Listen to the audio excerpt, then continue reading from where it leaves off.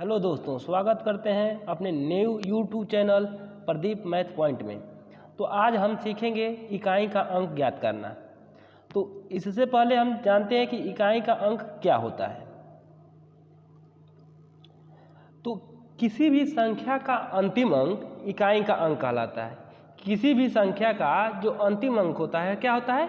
इकाई का अंक होता है। जैसे मान लीजिए अभी आपके सामने लिख रहे हैं 545। तो ये तो संख्या हो गई 545। इसका लास्ट वाला अंक क्या है? 5 है। तो ये इकाई का अंक इसमें क्या हो जाएगा? इकाई का अंक क्या हो जाएगा? आपका 5 हो जाएगा।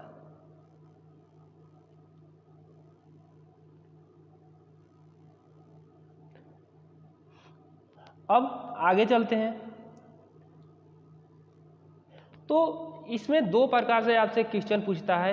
एक तो श्रेणी के रूप में दिया रहता है, उसमें पूछता है कि इकाई का अंक क्या है, और एक घातांक के रूप में दिया रहता है, उसमें पूछता है कि इकाई का अंक क्या है।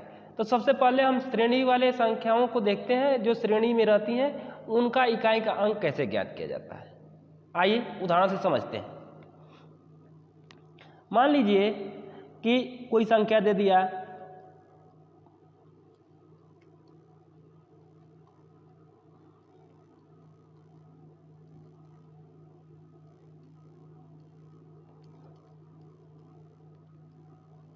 ये कोई संख्या है 54 गुणे 94 गुणे 52 गुणे 58। अब इसमें हमें ज्ञात क्या करना है? हमें ज्ञात करना है कि इकाई का अंक क्या होगा। तो सबसे पहले इकाई का अंक तो हमने बताया है कि जो संख्या दिया रहता है उसका लास्ट का अंक इकाई का अंक कहलाता है। अब यहाँ देखते हैं तो इसमें इकाई का अंक क्या हो गया? 4। इसमें इकाई का अंक क्या हो गया? 4। इसमें इकाई का अंक क्या हो गया? 2। इसमें इकाई का अंक क्या हो गया? 8। तो बस हमें लास्ट वाले इकाई अंक से ही मतलब है, क्योंकि हमें इकाई का अंक ही ज्ञात करना है। अब लेते हैं इकाई का अंक ज्ञात करते हैं। तो ये हो गया आपका 4 गुणे 4 गुणे 2 गुणे 8।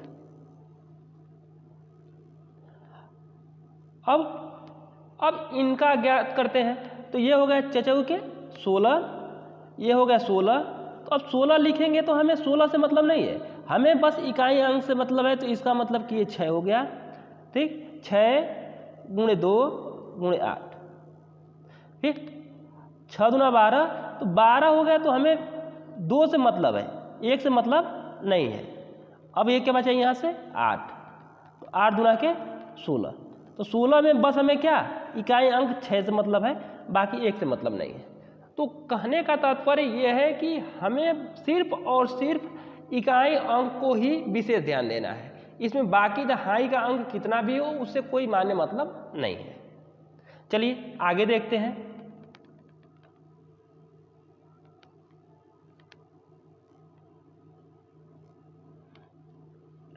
अब कोई एक संख्या और ले लेते हैं, जैसे 31 गुणे 37 गुणे 36 गुणे 46 गुणे 89।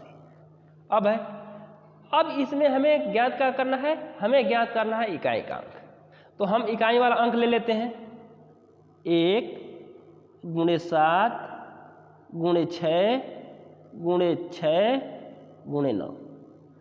जितने ये इकाई का अंक है बस हम वही लिए हैं, इकाई का अंक, केवल और केवल इकाई का अंक, क्योंकि हमें इकाई का अंक ही ज्ञात करना है। अब कैलकुलेट करते हैं। 7 एकम 7, ये 7 हो गया। 7 छक 42, तो 42 हो गया। तो हम ये 42 को बस 2 को ध्यान देंगे, ये 4 का कोई माने मतलब नहीं है। यहाँ 42 हो गया। फिर अब 2 का गुणा करिए, 6 दूना के 12। अब 12 हो गया। तो अब ये 1 से मतलब नहीं है, बस 2 से। 9 दूना 18। अब 18 आ गया। तो 18 में बस हमें 8 से मतलब है और बाकी नहीं। तो इसका इकाई का अंक क्या हो जाएगा आपका? ये सॉल्व करेंगे तो इकाई का अंक हो जाएगा 8। अब नियम पता हो गया आप लोगों को क्या करना है। अगर कोई भी श्रेणी क्रम में कोई संख्या दिया है तो बस हमें उस पर ध्यान देना है। कौन सी ध्यान देना है? तो हमें बस सिर्फ और सिर्फ एक चीज ध्यान देना है, क्या? कि इकाई का अंक कितना है। और जोड़ रहेगा तो इकाई अंक, अगर यहाँ प्लस चिन्ह रहेगा तो इकाई वालों को जोड़ देंगे, माइनस रहेगा तो इकाई वालों को घटा लेंगे, अगर गुणा है तो इकाई वालों को गुणा कर लेंगे। आई समझ में? अब चलते हैं थोड़ा सा ऊपर। जो रूल होता है इकाई का अंक ज्ञात करने का, चलिए सीखते हैं। एक क्वेश्चन हम ले लेते हैं, क्वेश्चन के माध्यम से बता देते हैं नियम। जैसे कि आ गया आपका 91 गुणे 92 गुणे 93 गुणे 94 गुणे 95 गुणे 96 गुणे 97। अब यह एक संख्या हो गई। अब हमें इसमें ज्ञात करना है इकाई का अंक। तो इकाई का अंक ज्ञात करने के लिए हमें दो चीज का विशेष ध्यान देना है। कौन कौन? एक देखना है कि कहीं भी सम संख्या तो नहीं है। सम संख्या के साथ कोई भी सम संख्या हो उसके साथ 5 तो नहीं है। अगर कहीं भी अगर इकाई के स्थान पर 5 दिखे और सम संख्या दिखे तो क्योंकि हम जानते हैं कि 5 से किसी भी सम संख्या में गुणा करेंगे, सपोज दैट जैसे कि 2 गुणे 5 है या 4 गुणे 5 है, तो इकाई का अंक क्या प्राप्त होगा? ये 5 गुना के 10 और ये 20। मतलब किसी भी सम संख्या में अगर हम 5 का गुणा करते हैं तो इकाई का अंक हमें क्या प्राप्त होता है? 0। क्या प्राप्त होता है? 0। अब बाकी हमको अधिक कैलकुलेशन नहीं करना है, बस हमें क्या ध्यान देना है, कहीं 5 के साथ सम संख्या तो नहीं है। आइए ऊपर वाला क्वेश्चन में एक बार देख लेते हैं। यहाँ देख रहे हैं क्या है, इकाई के स्थान पे 5 है और इससे पहले ही एक देख रहे हैं कि यह सम संख्या है। यहाँ भी सम संख्या है, कहीं भी एक सम संख्या, यहाँ भी सम संख्या। अगर कहीं भी 5 के साथ अगर कोई भी सम संख्या आ जाए तो सीधा सीधा उसका आंसर आपका क्या हो जाएगा? 0। इकाई का अंक क्या हो जाएगा? 0। अब हमें अधिक सॉल्व करना ही नहीं है। क्या देखना है हमें सिर्फ और सिर्फ दो चीज देखना है। एक तो इकाई के स्थान पे 5 देखना है और इकाई के स्थान पर कोई भी सम संख्या देखना है। अगर दोनों में से अगर कोई हो तो उसका सीधा सीधा क्या हो जाएगा? आंसर 0 हो जाएगा, क्योंकि किसी भी सम संख्या में 0 का गुणा करेंगे। अगर इकाई का अंक लेंगे तो ये इकाई में गुणा करेंगे 0 से तो 0 ही हो जाएगा, कोई भी संख्या हो। आई समझ में? अब चलते हैं, थोड़ा सा आगे बढ़ते हैं।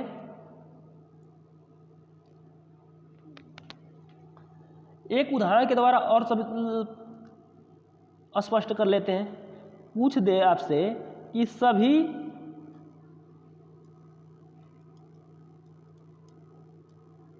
अभाज्य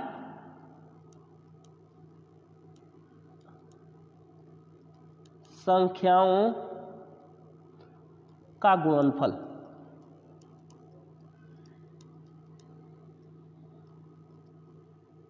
अगर आपसे पूछ दे कि सभी अभाज्य संख्याओं का गुणनफल अगर करेंगे तो इकाई के स्थान पर क्या प्राप्त होगा, तो क्या ज्ञात करना है इसमें कि सभी अभाज्य संख्याओं का गुणनफल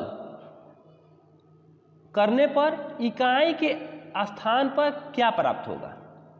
क्वेश्चन समझ में आ गया? क्या कर रहा है? अभाज्य संख्या। तो आपको अगले वीडियो में हमने बताया था कि अभाज्य संख्याएं क्या होती है, कि जिसका केवल और केवल 2 गुणनखंड होता है वह क्या होती है? अभाज्य संख्याएं होती है। तो आपको बताया गया था कि सबसे छोटी अभाज्य संख्या क्या है? 2। सबसे छोटी अभाज्य संख्याएं भी 2 है और इकलौता सम भी है। क्या है यह? इकलौता सम है, इकलौता सम संख्या भी है।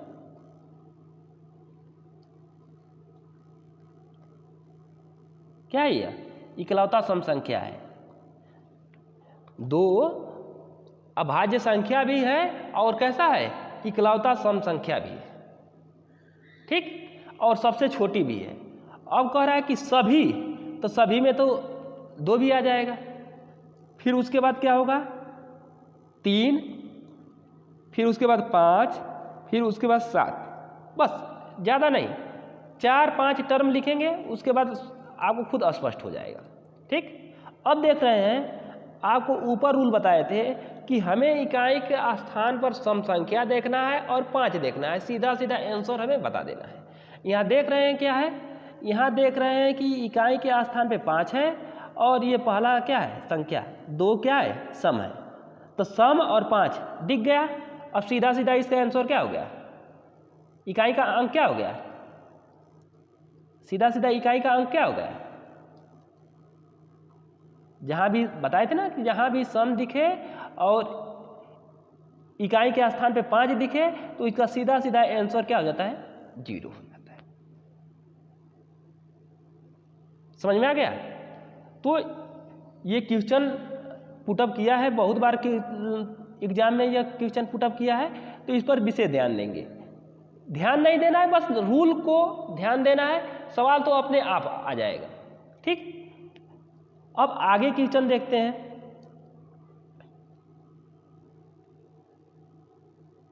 दो से बड़ी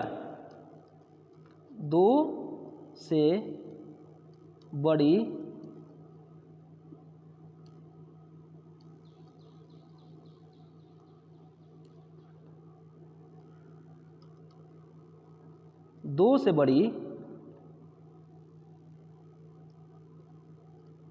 अभाज्य 2 से बड़ी अभाज्य संख्याओं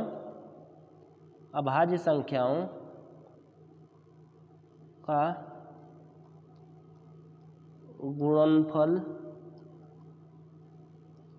में इकाई का अंक क्या होगा, में इकाई का अंक क्या होगा।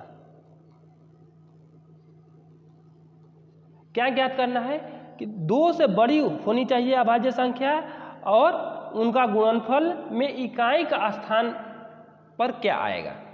देखते हैं, तो 2 से बड़ी अभाज्य संख्या यहाँ का क्या हो जाएगा, तो 2 से बड़ी हो जाएगी, कहेंगे कि 3, फिर उसके बाद 5, फिर उसके बाद 7, फिर उसके बाद 11, बस ज़्यादा नहीं, बस 4-5 ही लिखेंगे। ठीक है, अब देखते हैं कि हमने तो बताया था कि सम संख्या और 5 दिखे तब 0 हो, तो इसमें देख रहे हैं कि कहीं भी सम संख्या आएगा नहीं और आगे 2 है नहीं, क्योंकि 2 से ये बड़ी बोल दिया है। तब क्या है, आप एक बात और यहाँ ध्यान रखेंगे, क्या होता है कि कभी भी अगर 5 कभी भी 5 के साथ कभी भी अगर 5 के साथ अगर सम संख्या न हो, कभी भी 5 के साथ क्या न हो, सम संख्या न हो, तो इकाई का स्थान पे क्या होता है, अगर सम न हो तो इकाई के स्थान पे 5 ही हो जाता है। क्या हो जाता है, इकाई के स्थान पे क्या हो जाता है, 5 हो जाता है। आई समझ में। कभी भी क्या हो, सम संख्या के साथ 5 न आए, ठीक, सम संख्या के साथ 5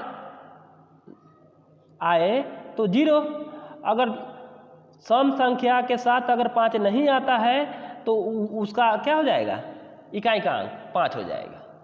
जैसे इसमें देख रहे हैं कि इसमें तो कोई सम संख्या आया नहीं है, लेकिन 5 आया है, तो इसका आंसर सीधा सीधा क्या हो जाएगा, 5 हो जाएगा। कोई सलूशन नहीं, कोई हल करने की जरूरत नहीं है, सीधा सीधा आंसर। एक और क्वेश्चन देख लेते हैं।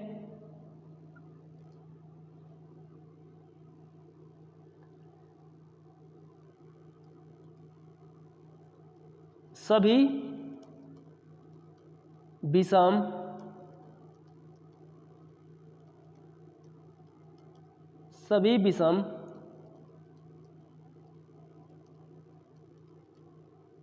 विषम संख्याओं के गुणनफल में इकाई का अंक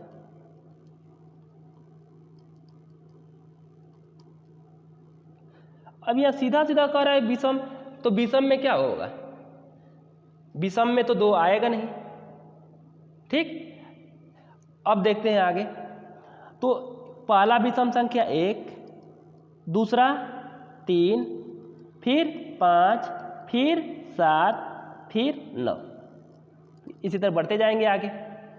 तो हमें ज़्यादा जाना ही नहीं है, बस कितना तक 3-4 टर्म लिखे, स्पष्ट हो जाएगा, जो नियम बताया गया उससे स्पष्ट हो जाएगा। यहाँ देख लेते हैं, ये क्या है, हमें दिखाई दे रहा है कि 5 है। 5 के साथ कोई भी देख रहे हैं कि सम संख्या नहीं है, इसमें तो सीधा सीधा विषम बोला है, तो इसका सीधा सीधा आंसर कितना हो जाएगा, 5। क्योंकि कितनी भी बड़ी संख्या हो, अगर उसमें इकाई का अंक 5 है, तो अगर विषम संख्या है तो उसका गुणा करने पर इकाई का अंक हमेशा सदैव 5 ही होता है। ठीक, तो कभी भी अगर सम संख्या अगर 5 देखिए, अगर इसके साथ सम संख्या नहीं आई है, तो सीधा सीधा इसका सेंस, इसका मतलब है कि अगर विषम संख्या है, अगर सम नहीं है, तो सीधा सीधा 5 दिखे तो इसका आंसर 5 होगा। अगर 5 के साथ अगर 0 दिखे तो उसका 5 के साथ अगर सम देखे तो सीधा सीधा आंसर क्या हो जाएगा आपका, 0। ठीक है, अब चलते हैं आगे। अगर आपसे पूछते, ये तो विषम हो गया, अभाज्य वाला हो गया, अगर सम संख्याओं के बारे में पूछ दे कि क्या होगा, जैसे कि सभी, पूछ दे आपसे कि सभी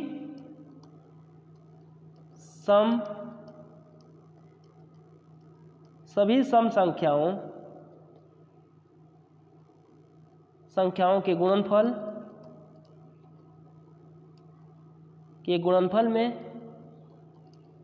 इकाई का अंक क्या होगा, इकाई का अंक क्या होगा।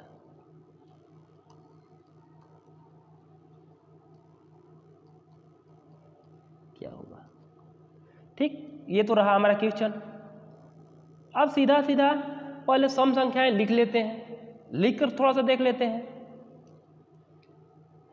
2, 4, 6, 8, 10। अब क्या करना है, इसके आगे लिखना ही नहीं है। ठीक, अब देखते हैं कि एक तो पता चल गया कि इकाई के स्थान पे आगे 10 में ही 0 है, तो अब लगाने का कोई सेंस ही नहीं है। जब 0 दिख रहा है पहले से, तो तुरंत इसका आंसर क्या मार देंगे, 0।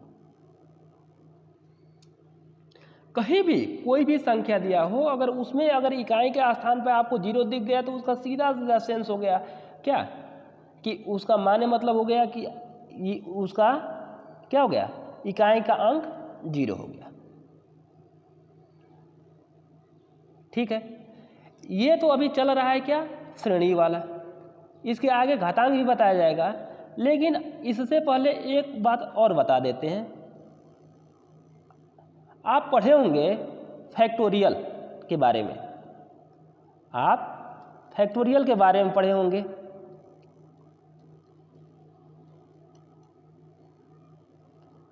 फैक्टोरियल गुणक, अगर आप नहीं भी पढ़े हों तो इसका मैं सीधा सीधा सेंस बता देता हूं कि फैक्टोरियल क्या होता है। तो फैक्टोरियल होता है, जैसे कि अगर आपको 5 का फैक्टोरियल निकालना है, ये देखिए फैक्टोरियल का चिन्ह ऐसे भी बनता है और फैक्टोरियल का चिन्ह ऐसे भी बनता है, दोनों तरीके से लिखाता है। अगर एक रेखा खींच कर उसके नीचे बिंदी लगा देंगे तो इसका मतलब भी फैक्टोरियल हो जाएगा, या इस प्रकार से भी ये फैक्टोरियल बनता है। तो ये दोनों जो चिन्ह है वो फैक्टोरियल का चिन्ह कहलाता है, ये दोनों।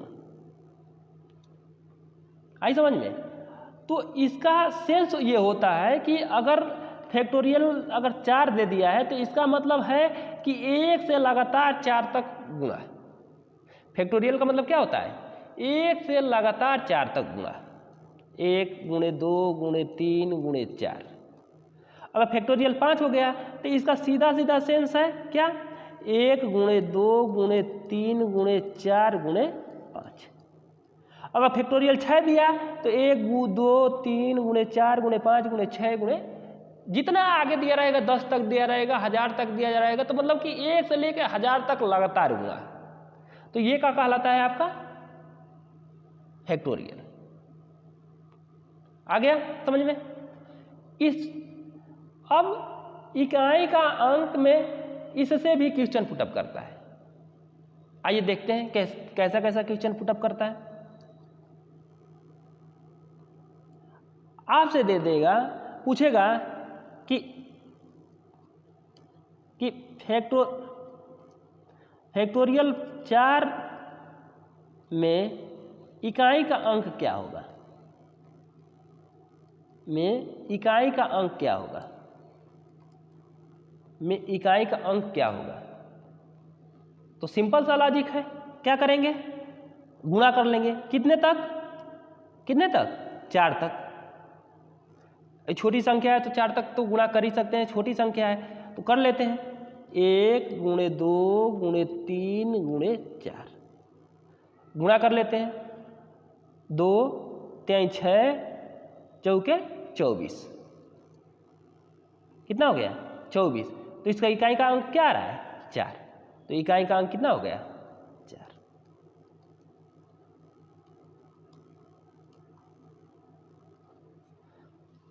अब यही एक बेहतरीन लॉजिक आपको बता दें कि कभी भी अगर 4 से अधिक फैक्टोरियल दे दे,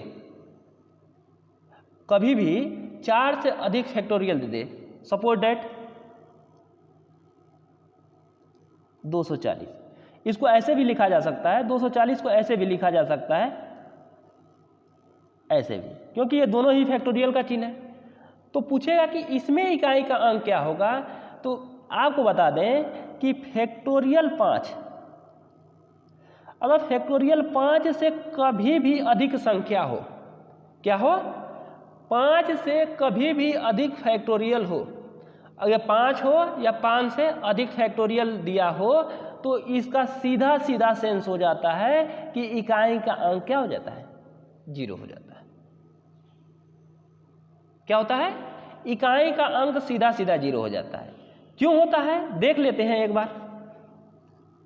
अब 5 तक हम गुणा करते हैं, 1 गुणे 2 गुणे 3 गुणे 4 गुणे 5, ठीक। तो यहाँ देखते हैं, आपको पहले ही हम बता दिए हैं कि कभी भी आप क्या देखिए, कभी भी 5 देखिए और इसके साथ कभी भी सम दिखे, तो इसका सीधा सीधा मतलब क्या हो जाता है, उसका गुणनफल सीधा सीधा क्या होता है, इकाई का अंक 0 दे देता है। उसका गुणनफल क्या होता है, सीधा सीधा इकाई का अंक 0 दे देता है। आई समझ में। तो कभी भी अगर 5 से ज़्यादा फैक्टोरियल दिखे, तो इसका सीधा सीधा इकाई का अंक क्या हो जाता है 0 हो जाता है। अब देखिए,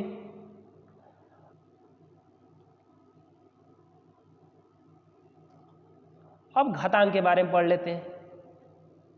ये तो आपने पढ़ लिया, इतना तक तो पढ़ लिया फैक्टोरियल तक। अब फैक्टोरियल से संबंधित आएगा, अगर जहाँ भी 5 से अधिक दिखेगा आप तुरंत आंसर बता देंगे। अब चलते हैं घातांक। घातांक जो संख्या है इसका कैसे निकालते हैं।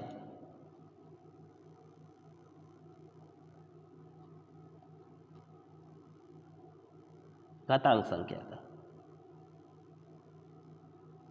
घातांक संख्या का इकाई का अंक कैसे ज्ञात करते हैं। तो जैसे सपोज डेट कि मान लेते हैं कि x पर अगर n घात है, तो हम जानते हैं कि जो n है ये क्या है, आपका घात है, और x क्या है, ये आपका आधार है। इतना तो सबको पता होगा कि जो x है वो आधार होता है, जो ऊपर लिखी जाती है संख्या वो घात के रूप में लिखी जाती है। इतना क्लियर हो गया। ये रूल बताने से पहले मैं एक बात और बता देना चाहता हूं कि किसी भी संख्या, अगर किसी भी संख्या पर अगर लगातार 4 घात लगा दिया जाए, तो 5वीं बार वह संख्या पुनः क्या होता है, पुनरावृत्त होती है। जैसे 2 का लिखते हैं, 2 पे 1 घात 2, 2 पर 2 घात 4, फिर 3 घात 8, फिर 16, फिर 16 के बाद क्या आएगा? 2 4 8 16 32 64 128। इतना देख लेते हैं पहले। अब देखिए इकाई का अंक हम ध्यान देंगे, तो इकाई का ही अंक ध्यान देना है, तो बाकी दहाई वाला हम जहाँ है उसको हटा दें। ये देखिए इसको हटा देते हैं।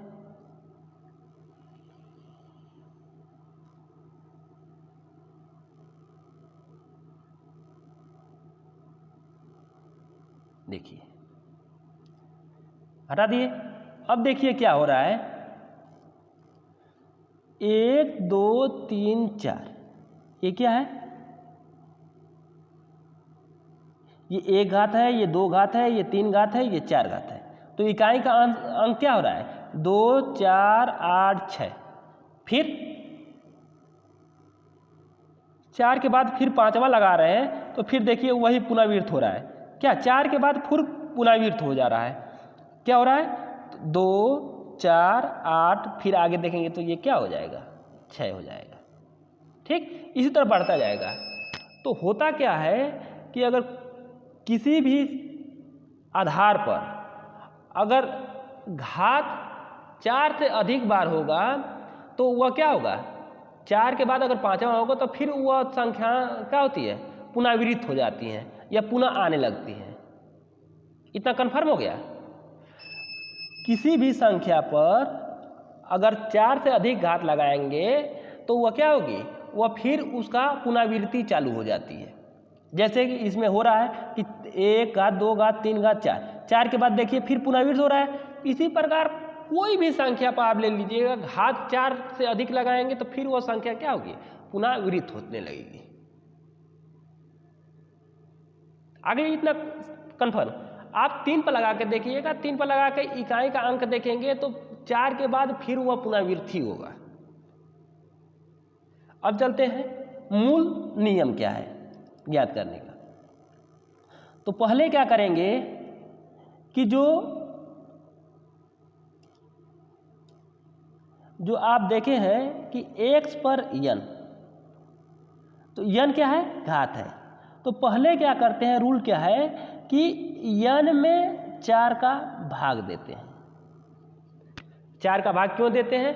ये पता हो गया कि 4 के बाद फिर वह संख्या क्या होती है? पुनरावृत्त होती है, इसलिए 4 का भाग करेंगे। ठीक, पहला तो रूल ये हो गया।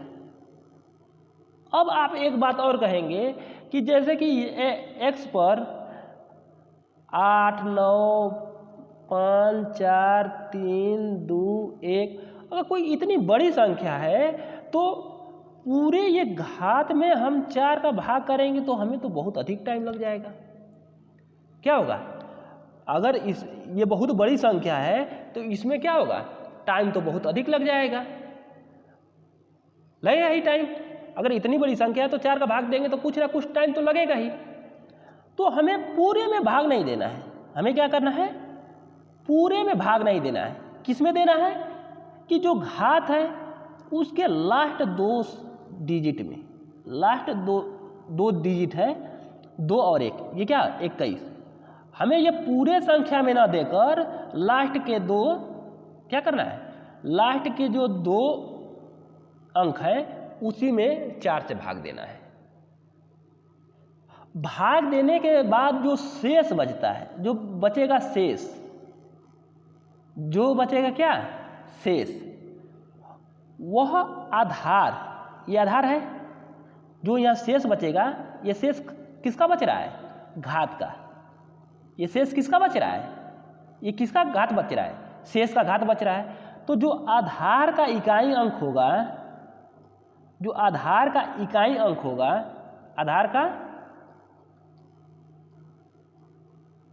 इकाई अंक होगा, उस पर जो शेष घात बचा रहेगा वो लगा देंगे। आई समझ में? एक उदाहरण के द्वारा देख लेते हैं।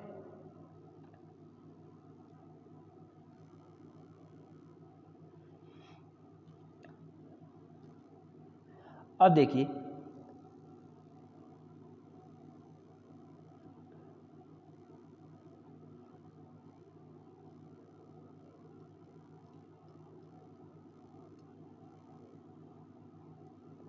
एक। अब देखिए हमने कहा कि कितनी भी बड़े घात हो, कितनी भी बड़ी घात हो, उससे मतलब नहीं है। इसके जो लास्ट दो डिजिट है उसी में 4 से भाग करेंगे। 4 से भाग क्यों करेंगे? क्योंकि 4 के बाद फिर वो संख्या का क्या होता है, पुनरावृत्ति होती है, इसी कारण। तो 4 से भाग कर दें तो 21 में 4 का भाग करेंगे, 4 पचे 20, शेष कितना बच जाएगा? इसमें भाग देंगे 4 से तो शेष कितना बचेगा? तो कहेंगे कि शेष बचेगा आपका 1। अब ये आधार है, ये क्या है?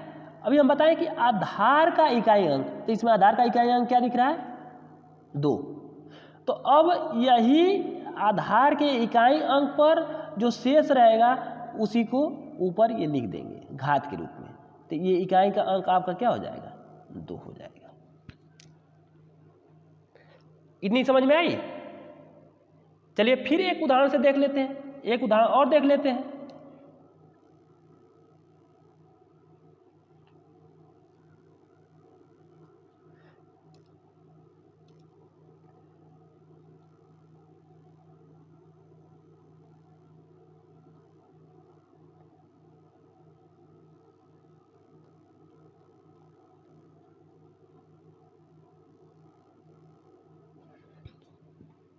देखिए एक संख्या हो गई, तो इसमें हमें क्या करना है? पहले घात को देखना है। घात में क्या देखना है? लास्ट 2 डिजिट देखना है। तो यहाँ 15 है, 2 डिजिट में 4 का भाग करना है। तो 15 में हम 4 का भाग करते हैं तो शेष कितना बचेगा? हमें शेष से मतलब है। शेष कितना बचेगा? 4 तिहाई 12। कितना शेष बचा? शेष बचा कितना? 3। शेष कितना हो गया? 3 हो गया। या शेष कितना हो गया आपका?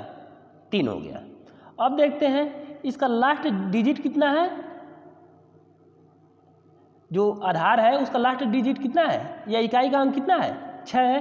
तो ये 6 पर क्या हो जाएगा? यही जो शेष आएगा वो लगा देंगे।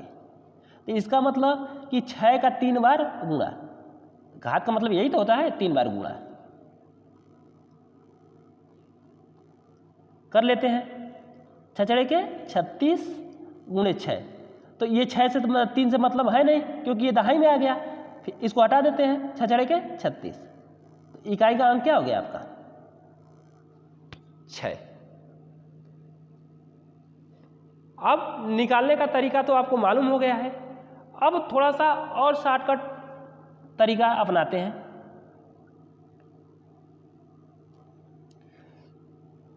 घात कुछ भी हो, घात कुछ भी हो, जैसे x पर घात कुछ भी हो, घात से मतलब नहीं है। अगर आधार, यदि आधार के इकाई का अंक, आधार के इकाई का अंक, इकाई का अंक 0, 1, 5, 6 हो तो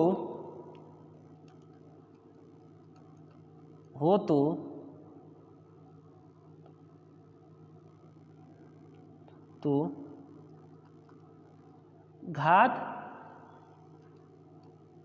कुछ भी होने पर, क्या होने पर? कुछ भी हो, कुछ भी होने पर, कुछ भी होने पर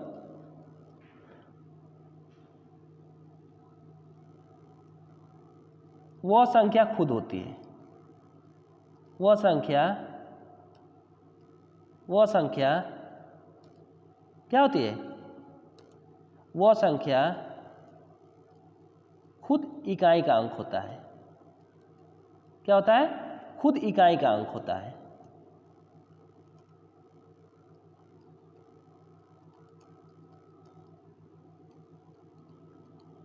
इसका क्या मतलब?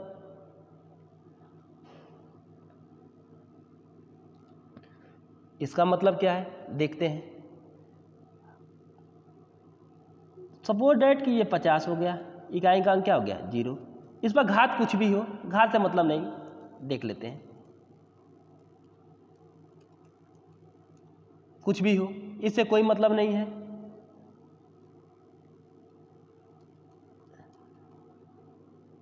घात कुछ भी हो, इसी तरह जैसे कि यहाँ है, इसी को मान लेते हैं 100, कुछ भी हो, कितना भी बड़ा हो, इससे कोई मतलब नहीं है।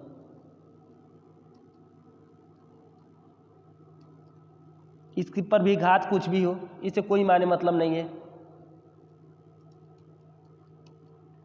इस पर भी घात कुछ भी हो, इस पर कोई माने मतलब नहीं है। बस हमें मतलब क्या है कि जो आधार है उसके इकाई अंक से मतलब है।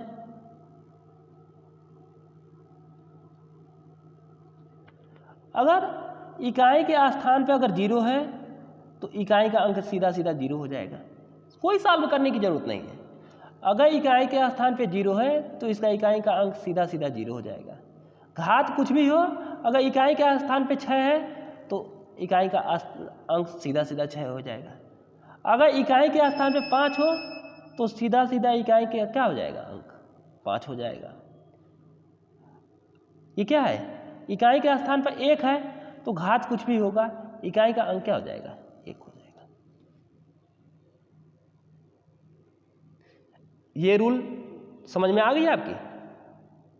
क्या है कि घात कुछ भी हो, आधार का अगर इकाई अंक 0, 6, 5 और 1 हो तो वह खुद ही इकाई अंक हो जाता है, कोई सॉल्व करने की जरूरत नहीं है। क्या है, कोई सॉल्व करने की जरूरत नहीं है। ठीक, अब आगे चलते हैं।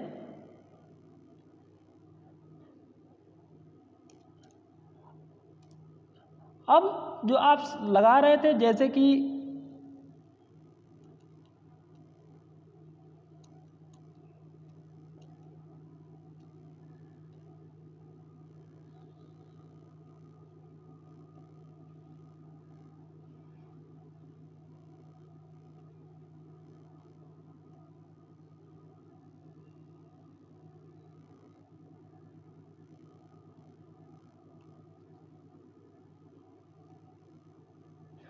अब इसमें पूछ देगा आपसे कि इकाई का अंक ज्ञात कीजिए। घात से हमें कुछ मतलब नहीं है, 6 है तो 6, घात से कुछ मतलब नहीं, 5 है तो 5, घात से कुछ मतलब नहीं, 1 है तो 1। अब देख रहे हैं कि यहाँ 5 आ गया और यहाँ क्या है 6 सम संख्या है। 5 और सम संख्या हो तो सीधा सीधा इसका इकाई का अंक 0। ठीक, या हम यही कर सकते थे, ऊपर ही कर सकते थे, इतना बताने के लिए किए। अब देखिए अगर यहाँ कहीं भी आपको ये घात से मतलब नहीं है, घात कुछ भी हो उससे कोई लेना देना नहीं। अगर 5 दिखे और 6 दिखे तो ये सीधा सीधा यहाँ देख रहे हैं तो यहाँ सम संख्या है और यहाँ 5 है तो सीधा सीधा आंसर आपका क्या हो गया 0। अगर ऐसी ही कोई संख्या है, एक और उदाहरण के तौर पे ले लेते हैं।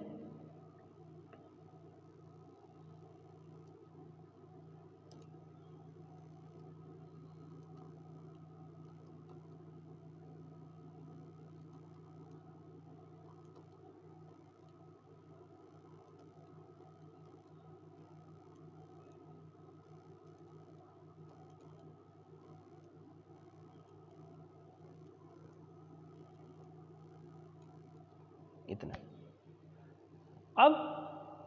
अब आप कहेंगे कि इसमें तो ये सवाल में निकालना पड़ेगा, नहीं। पहले क्या होगा, सबसे पहले आप देखिएगा तो हमें जब भी खेलना है किससे खेलना है, इकाई के अंक से खेलना है। तो बस इकाई अंक ध्यान दीजिए, पहले इकाई अंक को ध्यान देंगे तो यहाँ कहीं 5 और सम संख्या तो नहीं है, देख रहे हैं कहीं 5 नहीं, कहीं 5 नहीं है और कहीं भी सम संख्या नहीं है। अब हम एक 0 का देखते हैं कि कहीं भी 0 तो नहीं है। देखिए यहाँ क्या आ गया आपका, एक देख रहे हैं तो 0 दिख रहा है, तो सीधा सीधा इसका कोई सॉल्यूशन, कोई सॉल्व नहीं करना है, इसका सीधा सीधा आंसर आपका क्या हो गया 0। अगर आंसर कहीं भी अगर एक अगर जीरो दिख गया तो इसका सीधा सीधा इकाई का अंक क्या हो गया, जीरो। कोई सलूशन नहीं, कोई सॉल्व नहीं करना है, बस सीधा सीधा आंसर बताना है। आ गया समझ में?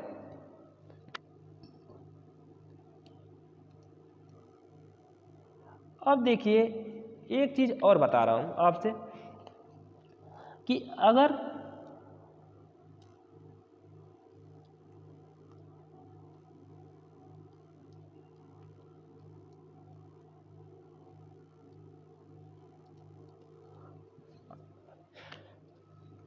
इसमें हमें इकाई का अंक ज्ञात करना है, तो हम देख क्या रहे हैं कि ये तो आपने कहा था कि जो घात होगा दो अंक लेंगे तो ये 40 2 अंक ले लिए, इसमें 4 का भाग देंगे तो इसमें क्या होगा, शेष बचेगा। तो इसमें तो ये पूरा पूरा लग जा रहा है, शेष तो बच नहीं रहा है। शेष नहीं बच रहा है तो इसका मतलब है कि वह क्या हो जाएगा, 4। वह क्या होगा, अगर शेष जैसे कि एक शेष बचता है तो 1 हो गया, नहीं बचता है अगर 2 बचता है तो 2 हो जाता है, 3 बचता है तो 3 हो जाता है। अगर शेष नहीं बचता है तो इसका मतलब पूरा पूरा कट रहा है, अर्थात कि वो 4 घात होगा। क्या होगा, 4 घाट रहा होगा, तभी तो पूरा पूरा कट जा रहा है, तो उस पर 4 लगा देंगे। जैसे कि यह पूरा पूरा कट गया तो इस पर क्या लगाएंगे, 2 पर 4 घात। आई समझ में? 2 पर 4 घात का मतलब क्या हो जाएगा, 2 का 4 बार गुणा, 2 दूना के 4 दूना के 8 8 दूना के 16, तो इकाई का अंक क्या हो गया आपका, 6। हमें आशा है कि आप लोग को समझ में आया होगा ये बात। चलिए और प्रैक्टिस थोड़ा सा करते हैं।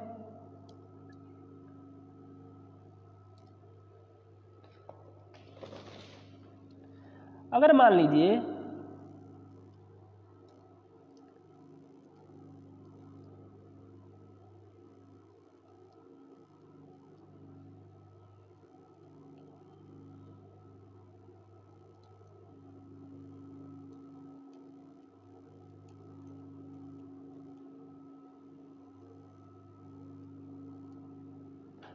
अगर इसमें आपसे पूछ देता है कि इकाई का अंक क्या होता है तो क्या करेंगे, तो पहले तो इकाई का अंक देखेंगे आधार वाले में कि हम लोग का रूल जानते हैं कि अगर 1 रहेगा, 6 रहेगा, 5 रहेगा, 0 रहेगा तो वह खुद संख्या हो जाएगा।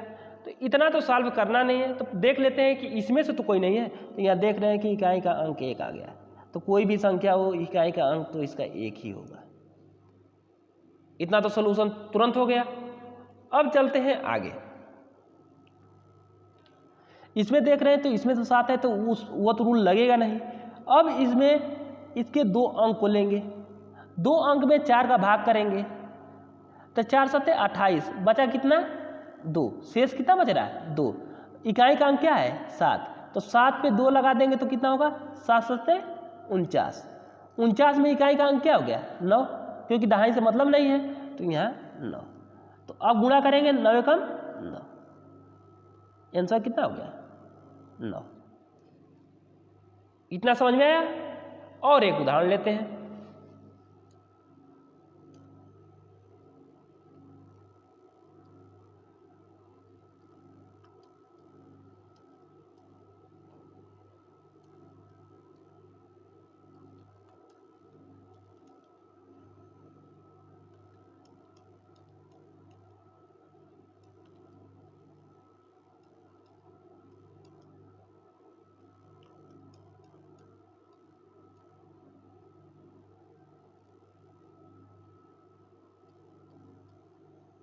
ये जब जितने क्वेश्चन करा रहे हैं ये एग्जाम में आया हुआ क्वेश्चन है, अपने से बनाकर नहीं कर रहे हैं, ये सब एग्जाम में आया हुआ प्रश्न है।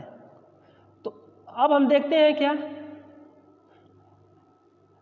यहाँ देखिए क्या है, पहला तो बात है सम संख्या है।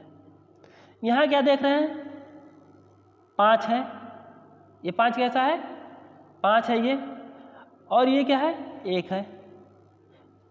तो अभी आपसे बताए थे कि आधार के इकाई का अंक आप देख लीजिए, कहीं भी अगर हमें 5 दिखे और सम संख्या दिखे तो लगाने की कोई ज़रूरत नहीं है। ये क्या हो गया आपका, बताते ना 5 और कहीं भी अगर सम संख्या दिखे तो उसका सीधा सीधा माने मतलब क्या हो जाता है, इकाई का अंक 0। सॉल्व हो गया? कितना टाइम लगा? अगर आपको रूल पता है तो आप देखकर ही आंसर बोल सकते हैं। चलिए आइए थोड़ा सा और क्वेश्चन देखते हैं।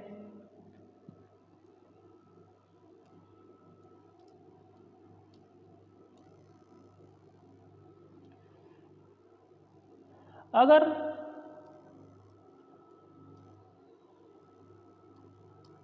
ये फैक्टोरियल का चिन्ह है, आप लोग को तो बता दिया गया है, अब तो भूलेगा नहीं।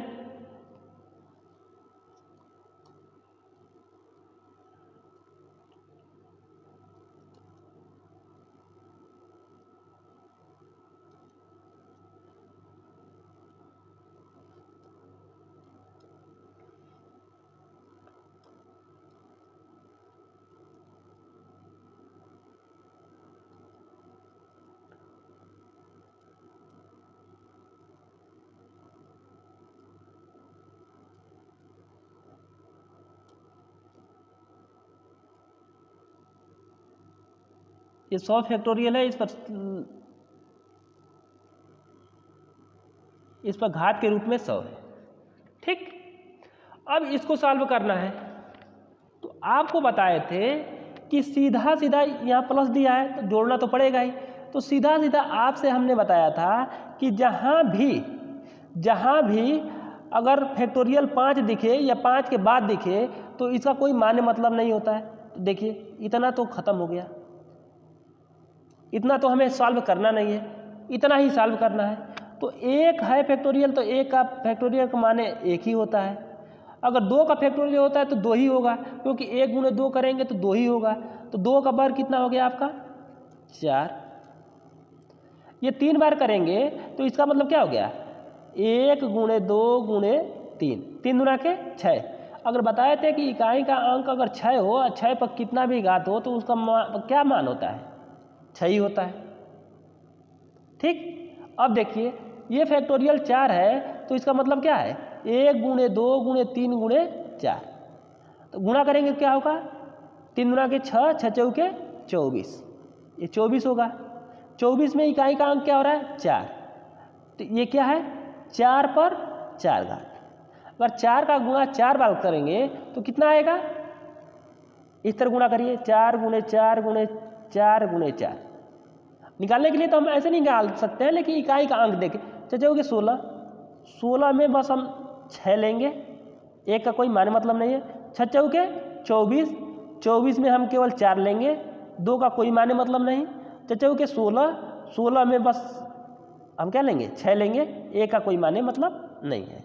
तो इस जो 4 पर 4 है इसका माने मतलब क्या हो गया, ये 1 हो गया, ये 4 हो गया, ये 6 हो गया और ये क्या हो गया 4 पर 4 का मतलब 4 का मतलब 4 हो गया आपका। इकाई का अंक निकाले हैं 6। बस ये प्लस है तो हम जोड़ लेते हैं, क्योंकि बाकी इधर जो संख्याएं होंगी 5 से आपको बताए थे कि 5 से अधिक जो होगा वो इकाई का अंक 0 0 0। तो 0 का मतलब है 0 को 0 0 0 जो कितना भी हो उसको जोड़ने पर उसका कोई माने मतलब है नहीं, इसलिए इसको क्या करते हैं हटा देते हैं। अब यहाँ जोड़ लेते हैं 6 4 10, 10 1 11, 11 6 17। तो इकाई का अंक क्या हो जाएगा 7, क्योंकि 1 से मतलब है नहीं, बस हमें इकाई का अंक पूछ रहा है। तो ये आपका आंसर कितना हो गया 7। आ गया समझ में? अगर इसी प्रकार से एक और क्वेश्चन आपसे पूछ दिया जाए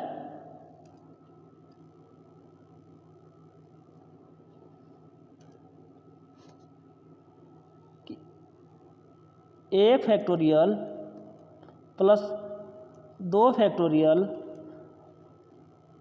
plus 3 factorial plus 4 factorial plus 5 factorial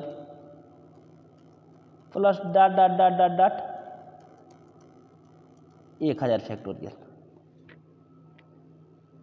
अब इसे सॉल्व करना है तो आपको बताया जाए फैक्टोरियल का मतलब कि 5 के बाद फैक्टोरियल का कोई मान्य मतलब ही नहीं, क्योंकि इसका इकाई का अंक 0 हो जाएगा, शुरू में ही बताया था।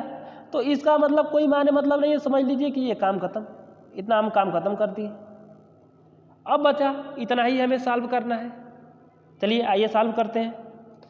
इसका 1 का फैक्टोरियल 1 ही होता है, 2 का फैक्टोरियल 2 ही होता है, 3 का फैक्टोरियल क्या होगा 2 गुणे 3, 3 दूना के 6, प्लस 4 का फैक्टोरियल कितना होगा ये निकाले हैं 1 गुणे 2 गुणे 3 गुणे 4, तो 3 दूना के 6, 6 चौके 24, तो 24 से मतलब तो है नहीं, बस हमें क्या मतलब है इकाई वाला अंक से मतलब है 4।